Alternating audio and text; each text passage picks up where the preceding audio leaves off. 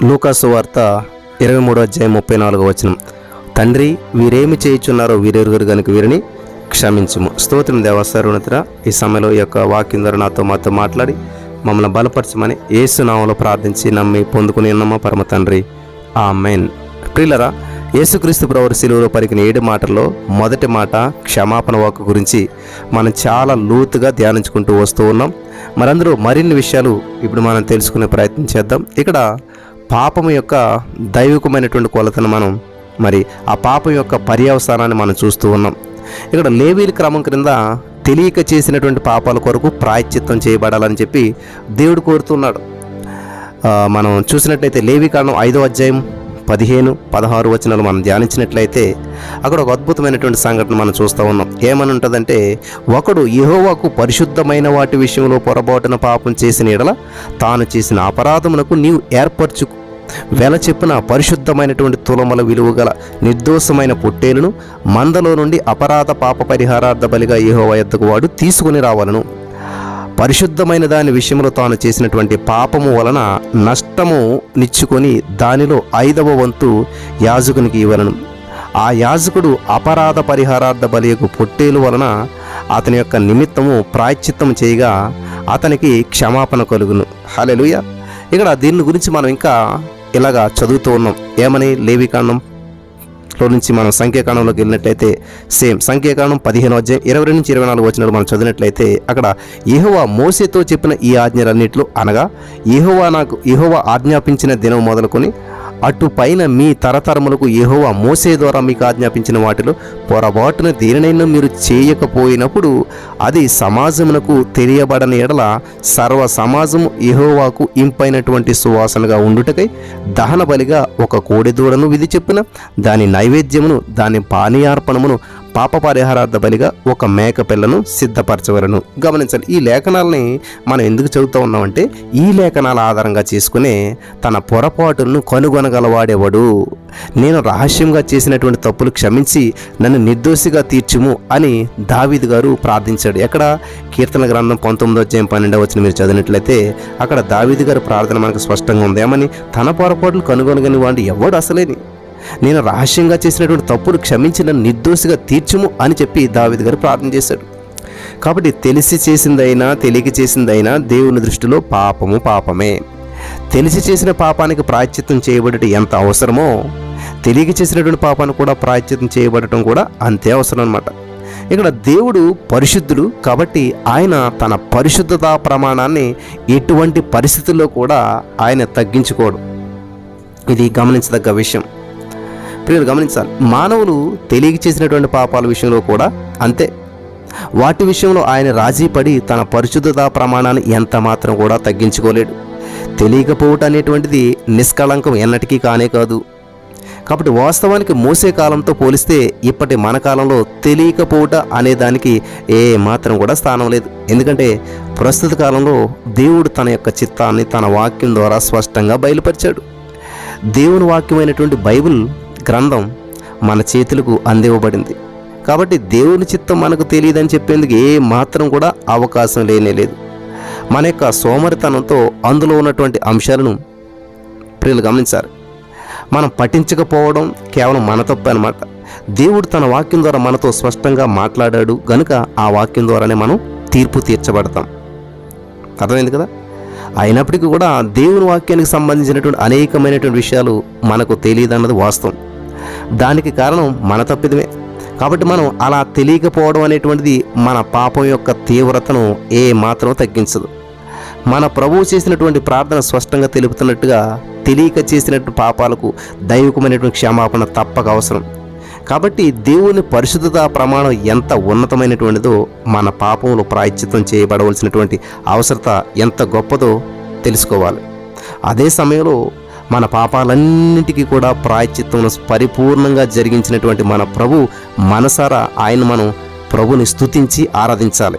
హల్లెలూయా. అందుకనే దేవుడు అన్నాడు, తండ్రి వీరేమి చేయుచున్నారు వీరెరుగురు గనుక వీరిని క్షమించుమని చెప్పి దేవుడు చెప్తున్నాడు. మీరు గమనించాలి, తెలిసి చేసినా తెలియకపోయినా అది పాపమే. దేవుడి దగ్గర దాన్ని క్షమాపణ మనం పొందుకోవాలి.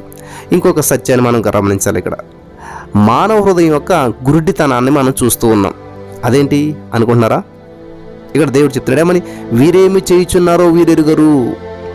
యేసుక్రీస్తు ప్రభువారు సిలువ వేయబడ్డాడన్నటువంటి వాస్తవం ఆయన శత్రువులకు తెలియదని దీని భావం కాదు. యేసుక్రీస్తు ప్రభువారికి మేకులు కొడితే బాధ వస్తుంది, కొరడనిచ్చి కొడితే ఇదని తెలియదని కాదు దీని అర్థం. వానిని సిలువ వేయమని పదే పదే తాము కేకలు వేసిన సంగతి వారికి బాగా తెలుసు. వారి దుష్ట కోరికను పిలాతు అంగీకరించినట్టు వారికి బాగా తెలుసు. ఆయన సిలువ మ్రానుకు మేకులతో కొట్టబడినటువంటి విషయం వారికి బాగా తెలుసు. వీళ్ళు గమనించాలి. ఎందుకంటే వారే ప్రత్యక్ష సాక్షులు కాబట్టి. అలాగైతే వీరేమి చేయుచున్నారు వీరెరుగని మరి ప్రభువారు ఎందుకు పలికారు? ఎందుకని అటువంటి క్షమాపణ వాక్కును సిలువ మీద నుంచి యేసు ప్రభువారు తండ్రికి వేడుకుంటూ ఉన్నాడు? తన నేరం యొక్క తీవ్రతను వారు ఎరుగురని ప్రభు భావన కాదు. ఈయన అనుభవిస్తున్న బాధ వాళ్ళకి అర్థం కావట్లేదని కాదు. ఇప్పుడు గమనించాలి. వాళ్ళు సిలువ వేస్తున్నది మహిమా ప్రభువుని అని వాళ్ళు ఎరగరు. వీరు ఎరుగరు అనేటువంటి మాటను వీరు అజ్ఞానులు అని అర్థమిచ్చేలా ఆయన నొక్కి చెప్పలేదు, కానీ వీరేమి చేయుచున్నారో వీరెరుగరు అని చెప్పి ఆయన పలికాడు. కాబట్టి వీళ్ళు మూర్ఖులు, అజ్ఞానులు అని చెప్పట్లేదు అనమాట. వీరు ఎవరిని సిలువేస్తున్నారో మహిమ కలిగిన ప్రభువుని అని చెప్పి వారు ఎరగరు అని చెప్పి ఆయన మాట్లాడుతున్నాడు అన్నమాట. గమనించాలి. చాలా ప్రాముఖ్యమైన విషయాలు ఇవన్నీ కూడా. చాలా లోతుల్లోకి దేవుడు పరిశుద్ధాత్ముడు మనల్ని నడిపిస్తున్నాడు. అయితే వాళ్ళు ఎవరిని సిలువేస్తున్నది వాళ్ళు తప్పక తెలుసుకుని ఉండాలి. వారి యొక్క గుడ్డితనం క్షమించబడుటకు వీల్లేనటువంటిది. ఆయన దేవుని వద్ద నుంచి వచ్చినటువంటి యేసుక్రీస్తు ప్రభువారు అని చెప్పి వారు గుర్తించేందుకు ఆయనలో నెరవేర్చబడినటువంటి పాత నిబంధన ప్రవచనాలు వారికి చాలు.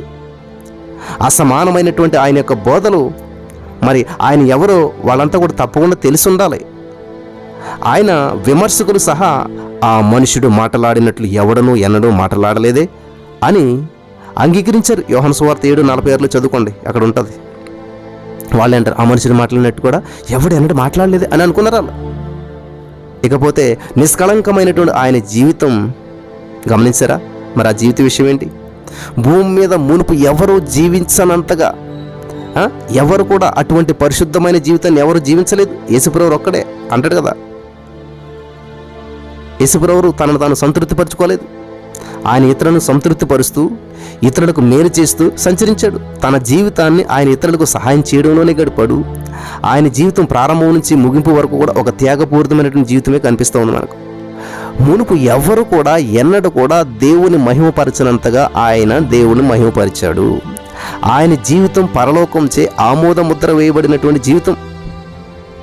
యేసుప్రభువు బాప్తిసం పొందిన వచ్చిన వెంటనే ఏమైనా ఉంటుంది అక్కడ, ఇదిగో ఈయన నా ప్రియ కుమారుడు, ఈయన నేను ఆనందిస్తున్నాను అని ఆ పరలోకపు తండ్రి స్వయంగా ఆయనను గురించి సాక్ష్యం ఇచ్చాడు. కాబట్టి వారి యొక్క అజ్ఞానము క్షమకు అర్హమైనటువంటిది కాదు.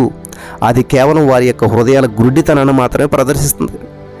దేవుని కుమారుని వారు తృణీకరించట అనేటువంటిది మానవుని మనస్సు దేవునికి విరోధంగా ఉందనేందుకు ఒక గొప్ప అద్భుతమైన సాక్ష్యం పలుకుతుందన్నమాట. మీరు గమనించాలి. విషాదకరమైనటువంటి ఈ సంఘటన ఈనాటికి కూడా పదే పదే పునరావృతం కావడం ఎంతో శోచనీయం. పాపి అయినటువంటి ఒక మానవుడు దేవుని యొక్క గొప్ప రక్షణను నిర్లక్ష్యం చేయడం ద్వారా మనం ఎంత తప్పు చేస్తున్నామో మనకు తెలియదు. దేవుని క్రీస్తును చిన్నచూపు చూడటం ద్వారా, దయాపూర్వకమైనటువంటి ఆయన యొక్క ఆహ్వానాన్ని తిరస్కరించడం ద్వారా మనం ఎంతటి భయంకరమైనటువంటి పాపాన్ని చేస్తున్నామో మనకు తెలియదు. మీరు గమనించాలి. మన పాపాల నుంచి మనం రక్షించగలిగినటువంటి వ్యక్తిని మనం తిరస్కరించడం, మనం చేస్తున్నటువంటి ఆ పాపపు లోతు ఎంతో మనకు తెలియదు. మమ్మల్ని ఏలేందుకు ఈ వ్యక్తి మాకొద్దు అని చెప్పి దిక్కులు దద్దరిల్లేలాగా అరవడం ఎంత భయంకరమైనటువంటి నేరమో మీకు తెలియదు. ఆయన వీపు మళ్ళించి వెళ్ళడం ద్వారా అసలు నీకేమీ అర్థం అవ్వట్లేదు, మనం ఏం చేస్తున్నాం అనేటువంటిది మనకు తెలియట్లేదు. అయితే ఇదేమీ అంత ప్రాముఖ్యమైనటువంటి విషయంగా మనం పరిగణించడం లేదు. జనసమూహాన్ని ఉద్దేశించి ఆనాడు పిలాతు సంధించినటువంటి క్రీస్తు అనబడినటువంటి యేసుని ఏమి చేతును అనేటువంటి ప్రశ్నే ఈనాడు కూడా మన ముందు ఉన్నది. ఎందుకంటే నీవు ఆయన విషయంలో ఏదో ఒకటి చేయాలి. నీవు ఆయనను తృణీకరించినన్నా తృణీకరించాలి, తిరస్కరించాలి, లేదా నీవు ఆయనను నీ రక్షణగానైనా నీ జీవిత ప్రభువుగానైనా స్వీకరించాలి. అయితే మళ్ళీ గమనించాలి, నేను చెప్తున్నాను, నీవు యొక్క విషయాన్ని ఏ మాత్రం కూడా ప్రాముఖ్యమైన అంశంగా పరిగణిస్తున్నావు. స్వీకరిస్తావా తృణీకరిస్తావా అంటే ఏం పట్టించుకోరు చాలామంది. నమ్ముకున్న వాళ్ళని అనుకుంటారు, రక్షణ పొందనంటే భయపడుతుంటుంటారు. ఇప్పటికి కూడా అదే, అలనాడు ఏది జరిగింది ఇప్పుడే జరుగుతుంది. అనేక మంది ఇప్పుడు కూడా తిరస్కరిస్తున్నారు. బాప్తిసం పొందమంటే నో ఇంకా కాదు, రక్షణ పొందనంటే ఇంకా కాదు. గత కొన్నేళ్ళుగా నువ్వు ఇదే పని చేస్తున్నావు కదా, సంవత్సరాలుగా నీవు యేసుక్రీస్తు ప్రభువు ఆత్మను ఎదురిస్తూ ఉన్నావు కదా, సంవత్సరాలుగా నీవు ఆయనకు విరోధంగా నీ యొక్క హృదయాన్ని కఠినపరుచుకుంటున్నావు కదా, ఆయన మాటలకు నువ్వు చెవులు మూసుకుంటున్నావు కదా, ఆయన అద్భుతమైనటువంటి సౌందర్యాన్ని చూడకుండా నీ కళ్ళను మూసుకున్నావు కదా. అయ్యో, నువ్వేం చేస్తున్నావు నీకు తెలియదు. నీవు మతి లేనటువంటి వాడు గాను, మతి లేనటువంటి దానవు గాను, గురుడి దానవు గాను, నీ యొక్క మనోనేత్రాలకు మరి ఈ యొక్క సంబంధమైనటువంటి దేవత గుడ్డితనం కలగజేస్తుంది. భయంకరమైనటువంటి నీ పాపం నిన్ను గుడ్డివాడిని చేస్తుంది, గుడ్డిదాన్ని చేస్తుంది. అయినప్పటికీ కూడా నీవు క్షమించబడలేనంత పాపివి మాత్రం కాదు. ఈ సత్యం గ్రహించాలి. నువ్వు ఎంత దేవుని తిరస్కరించి ఎంత దూరం వెళ్ళిపోయినా కూడా దేవుడు నిన్ను క్షమించడానికి సిద్ధంగా ఉన్నాడు. ఇప్పుడైనాను రక్షించడానికి ఆయన సిద్ధంగా ఉన్నాడు. రక్షించబడాలని నీవు నిజంగా ఇష్టపడినట్లయితే నీవు తప్పకుండా రక్షించబడగలవు. ఇప్పుడైనా సరే అంటాడు కదా పౌలు గారు, జైల్లో బంధకాల్లో ఉన్నప్పుడు, జైలేదు కదా, ప్రభువు యేసుక్రీస్తునందు విశ్వాసం ఉంచుము, అప్పుడు నీవును నీ ఇంటి వారును రక్షించబడుదురు. ఇప్పుడే రక్షకుడైనటువంటి యేసు వద్దకు వచ్చి గతంలో ఒక వ్యక్తి ఆయనతో అడిగినట్టుగా, ప్రభువా నేను చూపు పొందగోరుచున్నాను అని చెప్పి ఆయన అడుగు, నీ మనోనేత్రాలు వెలిగిస్తాడు ఆయన. అందుకనే శిలువపై ఆయన ప్రార్థన చేశాడు, తండ్రి వీరేమి చేయుచున్నా వీరిని క్షమించు అని చెప్పి యేసయ్య నీ పక్షంగా నా పక్షంగా మరి క్షమించి ప్రార్థించడానికి ఆయన సిద్ధంగా ఉన్నాడు. మీరు మరి సిద్ధంగా ఉన్నారా స్వీకరించడానికి? యేసు ప్రభువుని రక్షకుడిగా అంగీకరిస్తారా? అయితే ఇదే అనుకూల సమయం, ఇదే అద్భుత సమయం, దేవుడు మనతో మాట్లాడేటువంటి సమయం. మోకరించండి, ప్రార్థించండి. యేసయ్యా నా తప్పిదాలను క్షమించు, నా యొక్క దోషములను క్షమించు, నన్ను జ్ఞాపకం చేసుకో, నా జీవితాన్ని నీకు సమర్పించుకుంటున్నాను, నా గురుడితనం నుంచి విడిపించి నా మనోనేత్రాలు వెలిగించు యేసయ్యా అని నువ్వు మోకరించినట్లయితే ఆయన సిద్ధంగా ఉన్నాడు. నమ్మిన వారంతా కూడా మనోనేత్రాలు వెలిగించబడటానికి పరిశుద్ధాత్మ దేవుని సహాయం పొందుదురుగాక. ఆమేన్.